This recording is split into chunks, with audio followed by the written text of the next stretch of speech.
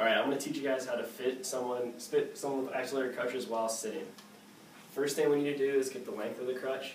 To get the length of the crutch, the easiest thing to do is take the patient's height and just subtract it by 16 inches. So Kyle is 74 inches, so I subtracted that by 16, I got 58 inches for the length of the crutch. Another way to do it while he's sitting is to have him abduct both arms. You can flex out elbow, keep this one straight. And you're going to measure from the olecranon process across to the tip of the finger. And for that, I got 58 inches as well. So then you take your crutch. You're going to go from the top of the axillary portion. Oops.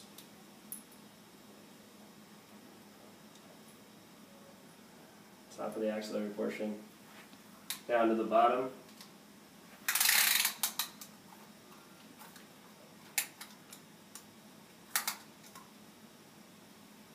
And I got 58 inches just as well.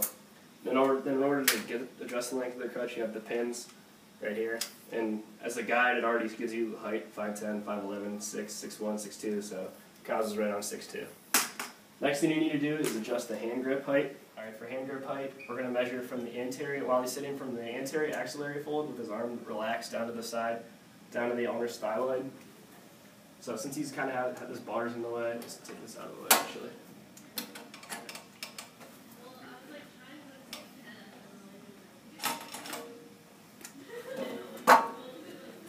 Now his arm is more relaxed, right down to the side. So we'll go from the anterior axillary fold down to the ulnar styloid. And it's about 21 inches. So I'm going to go over here to the crutch. We do the same thing. Measure from the top. And 21 is right there. I'm going to demonstrate how to go from sitting to standing using axillary crutches. Kyle is in a wheelchair. Using a wheelchair, basically, the procedure is going to be the same no matter what. If he's in a wheelchair, if he's in a regular chair, as long as he has handrails or hand rests on. The only thing that's different about the wheelchair, obviously, make sure the brakes are locked, and we're going to move the footrest out of the way so he can stand up. So we're going to use his left leg as the unaffected leg. Yeah. Or as the affected leg, sorry. So we'll move this one out of the way. Now, since this is an affected leg, if you say this is his first time practicing getting up with crutches, we're going to be very careful to help lower his leg down to the ground because he needs to get used to it so he doesn't slam it down.